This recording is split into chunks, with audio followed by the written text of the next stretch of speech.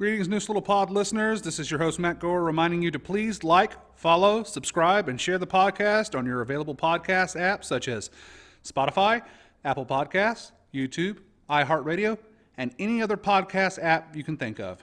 Share our episodes on Facebook and let us know what you think with a comment or review. Now, please enjoy the show.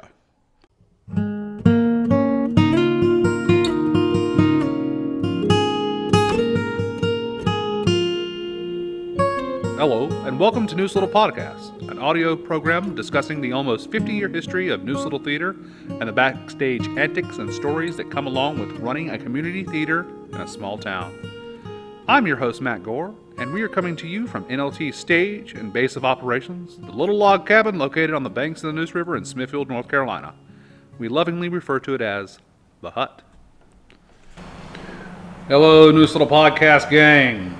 We are coming to you tonight from a rainy Wednesday night in Smithfield, North Carolina. That's happened a couple of times before when we recorded the podcast, so if you hear some background humming, that's probably the rain hitting an old tin roof, which, you know, in person is one of the most wonderful things and relaxing things you'll ever hear. But for recording a podcast is not optimal, so just bear with us on that. We appreciate it.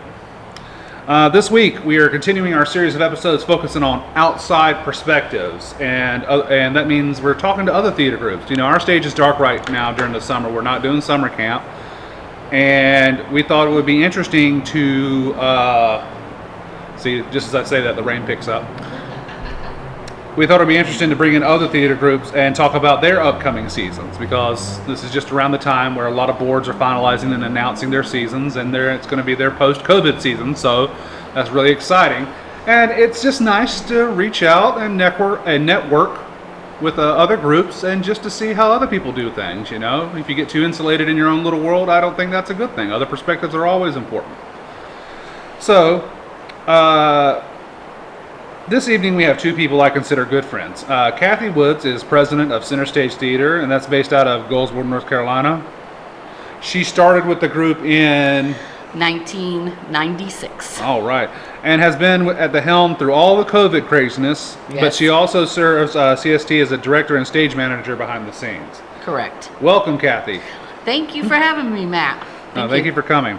And sitting in the other chair is someone that I've been wanting to have on for a while. He's one of my very best friends. He is here in a directorial capacity. He is the director of the very first show that CST will debut in their new season, and we'll talk about that when it comes down the line. We want to welcome my friend Keith Parrish to the show. Thanks for having me, Matt. I've been looking forward to this. Well, we appreciate you coming down. Let's start with you, Cathy. Now, all community theaters have been hit hard by COVID in some way or shape or form. It's happened. Canceled shows, postponed shows, streaming, all that stuff. Now that our part of the world, anyway, is more and more every day approaching normal, knock on wood. How is CST approaching the new normal? You know? Yes, we made a conscious effort to make our shows small, to get started back, to get our feeling back in, and doing shows in a more intimate capacity for financial reasons. Yeah. Mostly, we still had to pay all our bills during the COVID, so we felt that if we started off slow. Because when we started and decided on this season, at that point, not everything had been lifted yet. So we still did not have a positive, yes, everything's going to go. So we tried to, but we were one of the first theaters in the area to actually get going and started with our Christmas COVID. Yeah, that was all the way back in December. That was right in the thick of it, as it were. Mm-hmm. We did a 5-person. I was a part of it. Matt directed it and was participated in it. Was up on stage for that. Some of listeners might know because we put the entire audio from that show up as just an episode. And if you go look back in our catalog, that's the episode. That's December 24th, I believe. Mm-hmm. And that was truly a learning experience, but also a wonderful experience because at least you were doing something. Right. At least we were doing something on stage and keeping it alive, which I think is like the important part, right? Right, exactly. And that was our thought too. And that's why we did it. So, but with that, having started it in December, like I said, we just decided that we were going to go forth with our season, but we were just going to make it small. We have 3 regular shows and 1 musical. We're going to get to those in just a second, but before we get to the new season at Center Stage Theater based out of Goldsboro, North Carolina, tell me how you got involved with the organization. Well, my children at the time were interested in theater, my daughter especially, and I had just met a friend that was in the lead of Oklahoma. And I said, hey, can we do something to, my daughter really liked to be in it. She said, well, we've already had auditions, but I'm looking for a stage manager. I said, I could probably do that. Never done anything in the theater, had no idea what it entailed. And this was a 75-person show. Ooh. So I went in there blind, not knowing, and I absolutely loved it. All my children did shows up until they got into the high school age. Although my son did stay and do a couple shows as an adult, but then he moved away. But I've just continued on. I am not a performer, but I love to work backstage. I love to direct. And in all actuality, I have done every position in Center Stage except treasurer. It's the one job that I have I'm not good with money and numbers. So it's the one thing I haven't done. But I just feel that live theater is something that so many young people they weren't seeing it. They weren't able to see it. And to do it in a community where there was much older people. When I first started in Center Stage, most of our audience was going to be 50 and above. And as the years gone on and we've progressed and we've done more newer shows, we've brought the younger people in. And that was our goal, was to to really let the community know there's something such as live theater. Yep. Besides the TV. Absolutely. Now, Center Stage has been around, since 1978? Yes. Yeah. Yes. and moving on from that, and this new season, let's Yes. talk about it. Yes, okay. So we always, in the summer, we do what's called a one acts, and it's local people that write their 15-minute little time to be noticed and show their abilities in writing, and we usually open it up to anybody that wants to participate. Mm-hmm. And those are going to be at the museum. Everything we're doing this year will be at the museum. Price-wise and because of the size of our shows. They will be July 23rd through the 25th. That's at the Wayne County Museum, and that's in downtown Goldsboro, North Carolina. Correct. And we always say the one acts are a really good way for people who just kind of want to dip their toe in the water Correct. a little bit and just see what it's like to get up on stage or backstage. And Yes.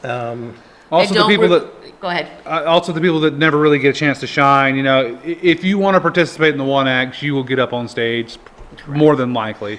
And it's also for those that don't really want a big part or are afraid to do that big, be out there and learn all the lines and so forth for a full production.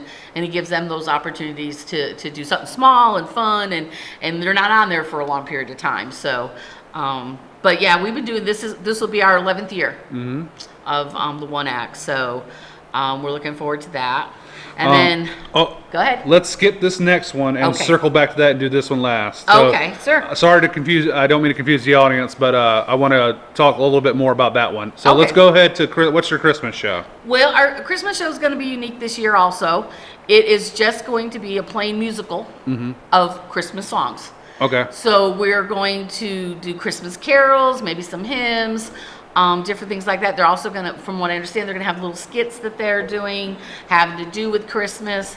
So a little Christmas review show. Kind of a little Christmas Variety. review show. And that, of course, will be December 10th through the 12th at, again, Wayne County Museum. We just decided that would be, again, something easy, no royalties, things like that. And Christmas time is a time for everybody to be happy and singing, and that's what we want to do. Hopefully, So- people. I can definitely see people wanting to get out of the house and come to that, hear Right. some songs. Yeah. And I'm sure Santa will be there, and maybe Mrs. Claus, and maybe the Grinch. You know, Interesting. Might be a group of different people that might be there just to welcome How the about the season. How about the Hanukkah armadillo? Who knows? We can't forget the maybe. Hanukkah armadillo. And then our February show, which we always do at the Wayne County Museum, is always a smaller show. We're doing Over the River and Through the Woods. This one is kind of like a coming to terms with life. A young man that wants to spread his wings and be away from his family, and his family doesn't want him, so they try to get him involved with a young lady to stay, and then he goes away, and and different things like that. So it's an Italian family. So Takes place in New Jersey, I hear. Yes, in New Jersey. And so that'll be our February 11th through the 13th at the Wayne County Museum. And then our final, which we consider our final show, okay, which is in May. We're doing Nonsense the Musical, and also at the Wayne County Museum, and that'll be May 6th through the 8th. We did Nonsense years ago. We've done it here too. Yep. Nonsense is a very crowd pleasing show. There's a series of nonsense plays, and Right. I think we've done 3 nonsense plays here. Yes, we did Nonsense, the original one, years ago before my time, and then we did Nonsense 2, The Second Coming, and then we did Nonsense 3, which is Nonsense Jamboree.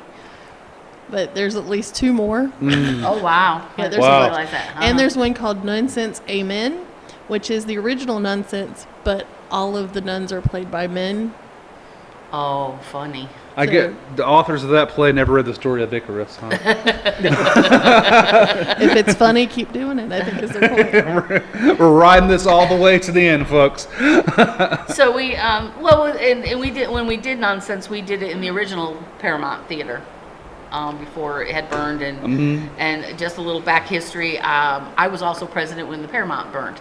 So I guess I have a tendency to be in the president's seat during Moments of catastrophes. crisis. Crisis. Yeah, a lot of people. Cathy, tell the story about the Paramount Bird, because the Paramount was like a Goldsboro institution dating back to like what, the 20s or 30s. Yes, yeah, it used to be, it housed Confederate soldiers at one time. It was a movie theater, and then it was closed for a long time, and then it reopened in the 70s, and they did small plays and things like that in it. Unfortunately, at the time, Center Stage was active in 1978, and they did all their shows except for their last musical at the Herman Park Center. That was our connection, and that's where we did our shows then. And when I came in '96, we were doing them there, and we were doing our musicals, like I said, at the old Paramount. And we were getting ready to go in right at the time that it burned. Stage Struck, the children's theater, young folks theater, was in there getting ready to do Peter Pan. And like right before production. And then I mean, they had the flying apparatus. yes, in they there, did. didn't they? And then we were supposed to go in there with Wizard of Oz. And of course, it caused the challenge when it burned down. We had to find places to go, and we did shows at Goldsboro High and different schools, Wayne Community College. So, yeah, so it's kind of nice right now that we get to call the museum our home. Something stable. Yeah, something stable. And the Paramount, before the pandemic, we were doing all our shows in the Paramount except for our February show. But like I said, at this point right now, we've got to stay small and hopefully bring in some extra money and get us rolling again. Right. Okay? So let's bring it around to this. Now, the reason why I wanted to save the your season premiere for last is because we actually have Keith, the director, here to talk about this play, and I want to go into this play a little bit more in depth because, number one, I love this play. I've wanted to do it for years. I'm surprised we haven't done it here at Neuse because it's in the rotation on a lot of community theaters plays to do. It's controversial. It's unconventional, but it's really, truly one of my favorite plays I've ever read. So, Keith, tell us a little bit about John Patrick Shanley's Doubt. Well, for those who are not familiar with the story, it is a small story of 4 people, a priest, 2 nuns, and the mother of a student at the school that is run through the parish. And the basic conflict in this show is that the priest may or may not have molested one of the students. And that conflict basically drives the entire show. It's a show that deals with some very serious issues and topics, and does it in a way that you basically are kind of questioning your own assumptions about issues and about things going on around you. The title of the play, Doubt, very much is basically the very heart of the show, is doubt. It's a very challenging play for the audience too. This is not it's a short play. It is not a very long play at all. Yeah. It's not. I think the writer once in an interview said, he was like, I intended the first 2 acts of the play to be the play you saw, and the 3rd act is you talking about it on the way home with your significant other, whoever you saw the play with. And it's a play that's supposed to garner conversation and different interpretations. And as you said, makes you question assumptions, which is something I think in this day and age that people would connect with. Now, but the play is also, actors love this play. Like, actors love this play because of the emotional scenes and just the meaty character work in each scene of the play. Right, Keith? Oh, absolutely. And this is, I mean, I don't want to make too many comparisons to the movie, which is just brilliant. Yeah. But when the first time I saw the movie, for those who may not know, Philip Seymour Hoffman plays the priest, and Meryl Streep is the nun who's confronting him. And the climactic scene between the 2 of them, I watched it and I thought, this is like watching a top-class heavyweight fight going on in front of me among actors. Yeah. That scene, which is pretty much lifted word for word from the play script, is that scene, among others. I mean, all 4 people in the movie were brilliant, but that scene was really the thing that said, if I ever get the chance, I really want to do this show. Yeah, they're battling with their words. They're having their confrontation with their speech, and it's just something. It's a dream scenario for an actor because it's one-on-one, and it's kind of like like pull up your pants and see what you got. I mean, it is very dialogue heavy. Very.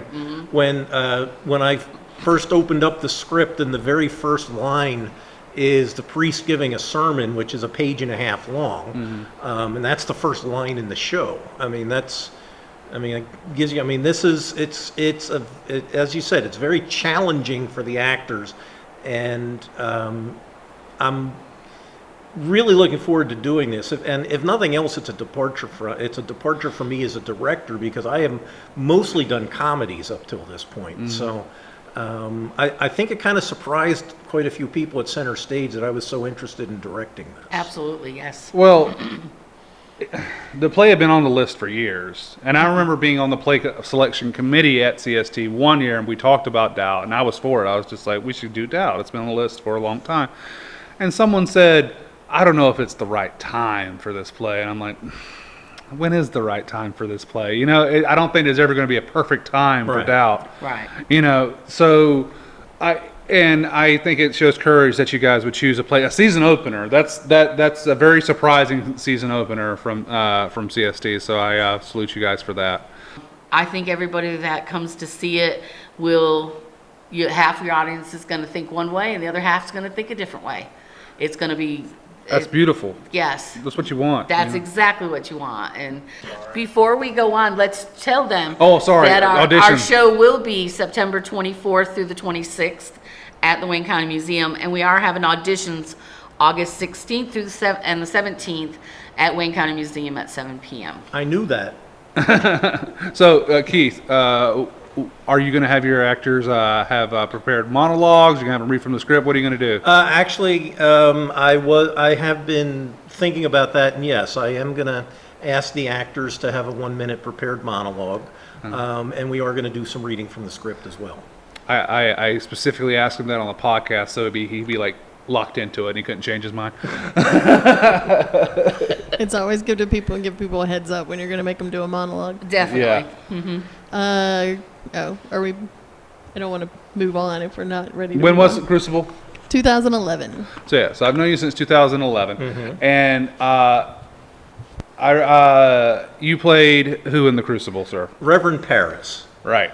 A despicable little. I tried to play him as a despicable little man, which is hard since I'm 6'3". But I wanted to try and make him as small as possible because he really is just a little weaselly little guy. Yeah, Grima Worm Tongue. That was exactly who I was thinking of. That I wanted to pattern him after was Worm Tongue. Yeah, that's what Keith told me. That's what he wanted. And we backed off it a little bit because it was a little too. Yeah, Mita directed that. Yeah. So. But I knew I had done the part very well because at our last invited dress rehearsal, Matt, your grandmother was sitting right down in the front row, I think in the same seat where Karen is sitting right now. And at one point, I had a line, and Reverend Danforth turns around and said, "Mr. Parrish, would you be quiet?" And your grandmother said, "Yes, I wish you would." And I said, "Yeah, I'm doing this part right." Yeah, Nana, bless her soul, was not afraid to throw a comment or two out there at the stage, but you know what? So have other people. So, but yeah, rest her soul. Yeah, she did. I was there. I was running lights for that show, and I remember her saying that. I was just like, well, I mean, if nothing else, that's validation. That is just one of my favorite moments I've ever had on stage. Now, there was also another moment I remember on that, and this is. I don't know if we've told the story before, but this is like NLT lore about Wesley during her little freak out. Wesley Neville. Wesley Neville. Oh yeah, tall, skinny, blonde girl, and she was She was like 14 at the time. She was and she was one of the girls. She was the girl I think who was making the main accusations against the main character. She was Mary Warren. Mary Warren. I think, and she's the one that worked with the Proctors, not the one because Abigail's the one that makes the Okay. whatever. All right. But she's the one who actually worked at the Proctors. She's the one who eventually feels guilty in Yeah. going Right. into the process. Right, but during rehearsal at one point, I mean, we were rolling along, and she was in character, and she was hysterical, and she was, oh my god, and she's going on, and I come in with one of my lines, and she just looks at me, doesn't break character in the least bit, and just looks at me and says, "You stepped on my line," and I just, again, one of my favorite moments. Yeah, that's how she called for lines too when we were in rehearsal. She'd be like, "I don't know, I can't do it, line." She was 110% in it. It was great. And that's awesome. If they if they stay in character,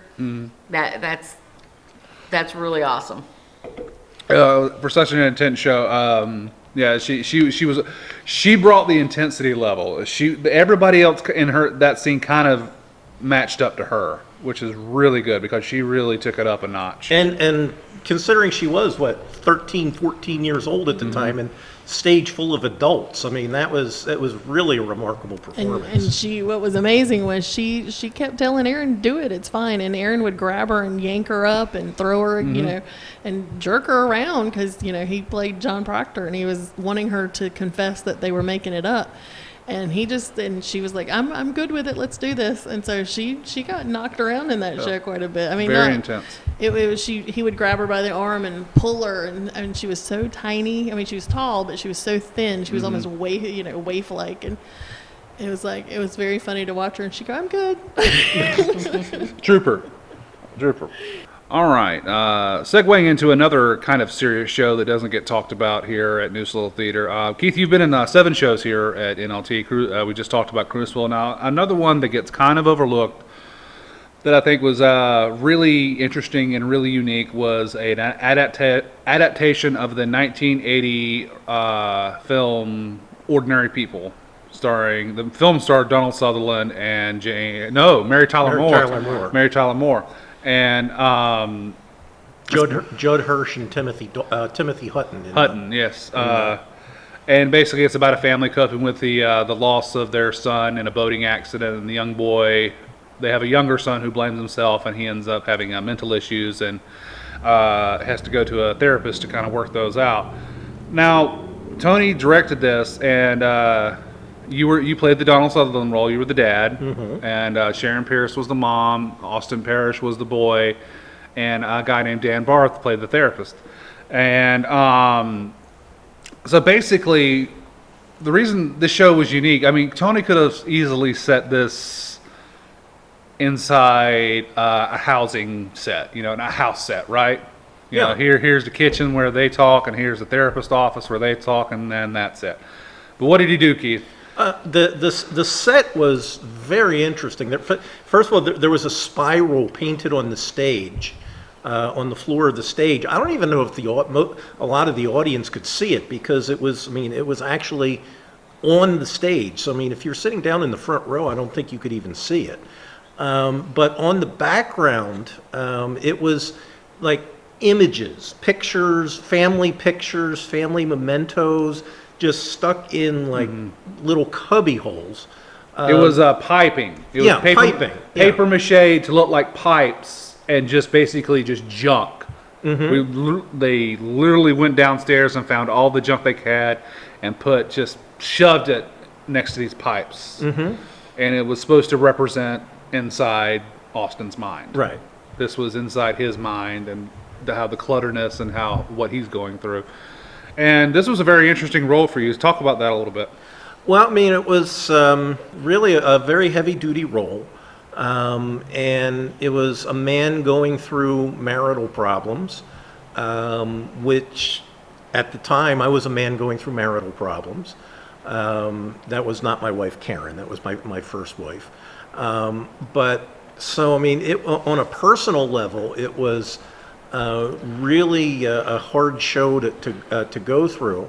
So I was going through those personal issues, and Sharon and I really had to work together to kind of find that place for ourselves, where we were in a relationship, but it was not in a good place. And so it really was a challenge for both of us. And both of us came from a background that we had mostly done comedy, which for the people at Neuse at the time would have come as a surprise, because it was only my second show here at Neuse, and the first one was Crucible. But prior to that, I had done mostly comedy, and Sharon was the same way. So for both of us, it was really an interesting experience trying to find those points and those real moments. Yes, Yeah. Thank you. That's the word I was looking for. And one of the things that really made that a special experience is it was the first time I'd worked with Tony Pender. And you had told me during Crucible about Tony, and you had said that you couldn't say enough about his direction. So I was really kind of looking forward to that. And I have to say, I learned more about acting in that one show with Tony than I had in all the years I've been doing theater before that. It was, he has an approach that I don't think a lot of people would be able to duplicate it, because he asks a lot of his actors, and the one thing he doesn't do is that he does not tell you how to do things. He wants you to find those moments yourself. And again, that can be a real challenge. I know one night he was giving notes, and Sharon, he had one note for Sharon that we spent 45 minutes on this one note that he was trying to get her to a point to understand, and basically what it came down to is that he wanted her to be louder. When it came down to it, that was what it was. But he wanted to get in, and Sharon got very frustrated at this, but he wanted to get her to the point where she understood, why she needed to be louder and where that was coming from, and it really was. It was like a master's class in acting working with Tony. Yeah, he doesn't just tell you what he wants. He tells you, he pulls you along for the ride until you suddenly go, oh, now I know why I need to behave that way. Mm-hmm. And it can be, I love working with Tony. Some people don't. You're right. And he'll tell you that. He knows he's not everybody's cup of tea. Mm-hmm. Right. And the way he worked with Austin, too. Austin played the young guy, the young kid. Austin... He pretty much kept Austin off to himself through as much of the rehearsal process as possible. Production nights, we would all be down in the dressing room. Tony kept Austin back in the separate green room, off to himself. And I think to emphasize that whole idea of isolation that the character was going through.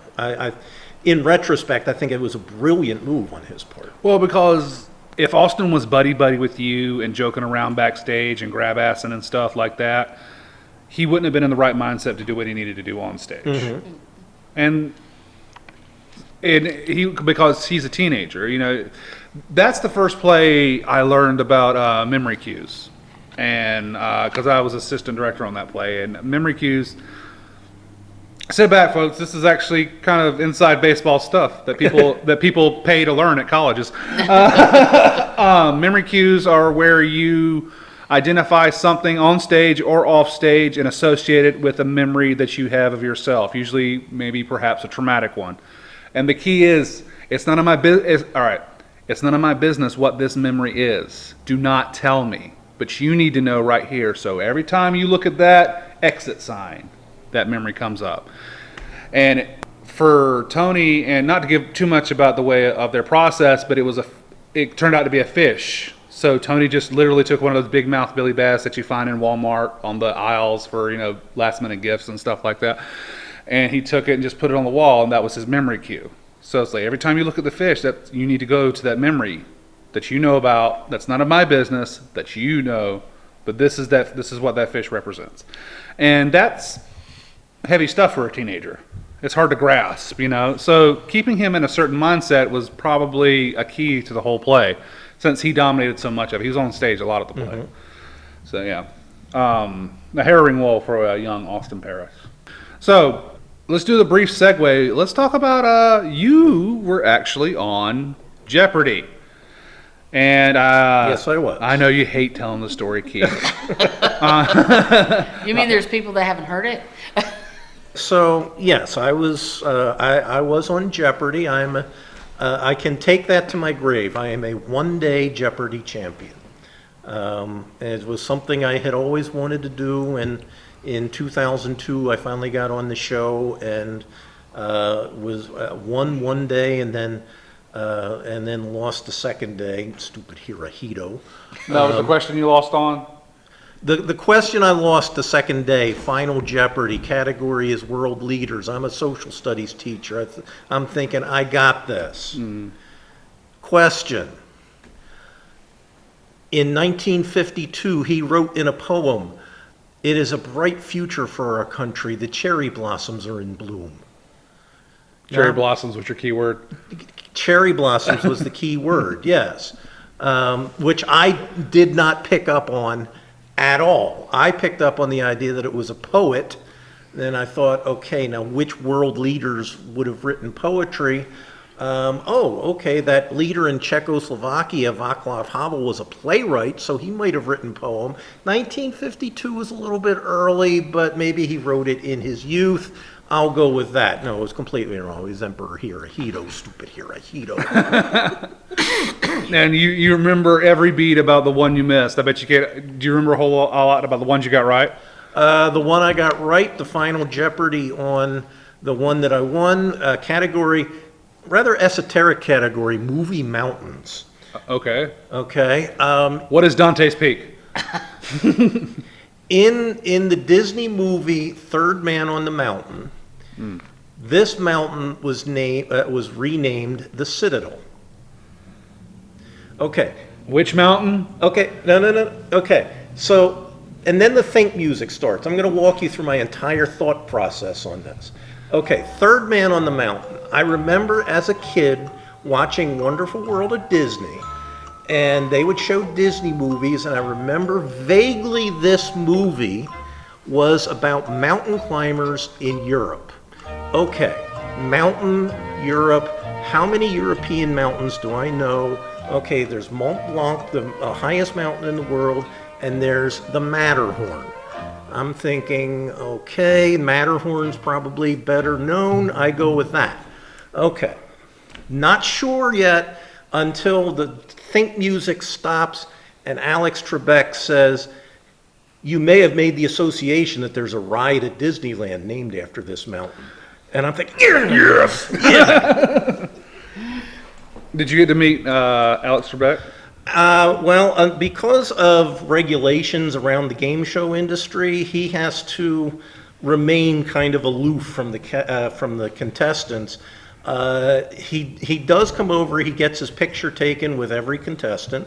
So I have that picture in my living room. But as far as meeting him, and other than the contestant interview part of the show, I didn't really talk to him that much. But I did humiliate my mother on national television. Oh, that's awesome. How'd you do that? Because when Alex, because they ask you to write down some interesting things about yourself, and so when I said that I could play the William Tell Overture on my face, Alex jumped on that and said, "Would you do that for me?"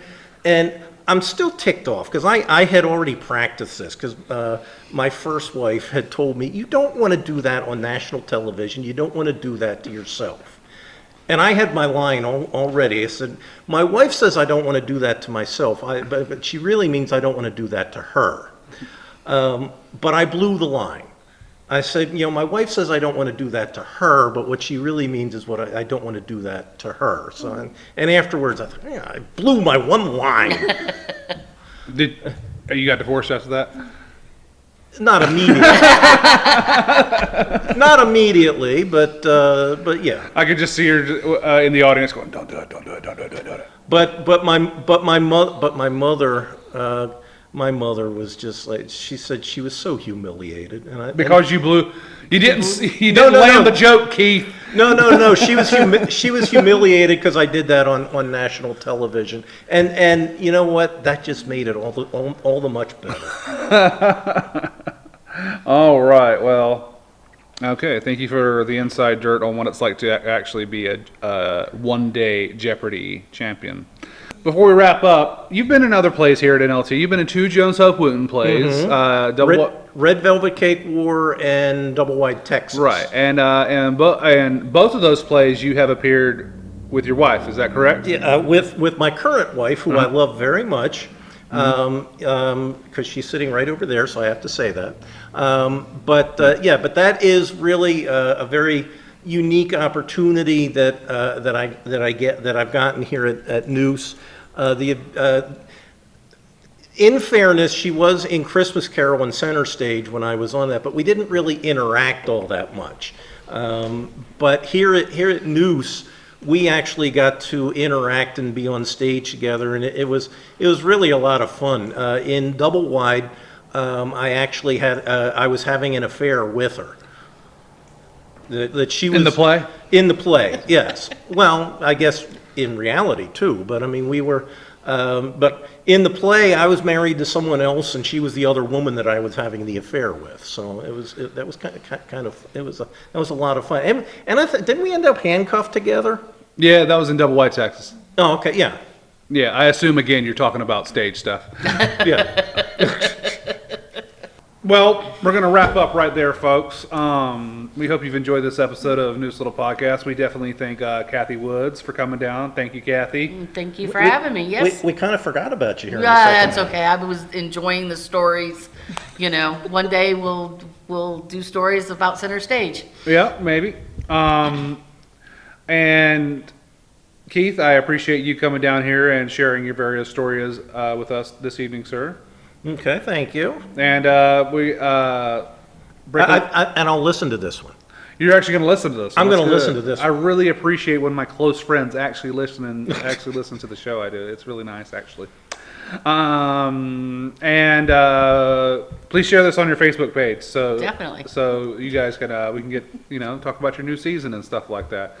Our first show back, Never Too Late. I don't know if this is out there, but I think Stephanie's gonna try to use the same cast. My understanding is everybody that, God bless them, everybody that was cast back in 2020, and they held on, and then they did a little recasting because when we pushed it forward a little bit, and now I think we reverted back to the original cast. Everybody's back on board, so I think that's the plan. There's not going to be any auditions for it because everybody's gung-ho to get back on stage, so it's going to be the cast that we cast. That we More than a year ago. Yep. So the first auditions for a show at NLT will be for Explorers Club, and that will be sometime in the end of September. It'll be at the end of September. And if you, I'm hoping it'll be on the website, but I think we definitely have the brochures and everything out, so it's all available for folks. And yeah. And we'll let you know when it gets closer. Trust us. We'll be talking about Explorers Club a lot on this podcast. That's been in the work. That's been in the works for a while. Well, Never Too Late and Explorers Club were the last two that we were supposed to do for the one that got canceled. So yeah, we've been planning Explorers Club forever. And it's finally time. It's almost here. That play's been rattled around in my head for 2+ years. All right, gang. I appreciate you coming on out. We're going to close it out right there. Luckily, the rain didn't make it too difficult on us this evening. I don't know. I'll listen in the edit and see how bad it is. But if it is a little distracting, we apologize. We can only control so many things here in our little hut/studio. Credits for the show. Your host and creator is Matt Gore. That's me. My producer and editor is Mita Toole. That's me. Music is by Cody Walker. Please go look up Cody on Cody Walker Music on YouTube, and he's also on Cody Walker Music on Facebook as well. He's local, so and he's got a couple of albums out. Easy listening, John Denver type of guitar voice. That Cody Walker. All right, thanks for listening. We'll talk to you later.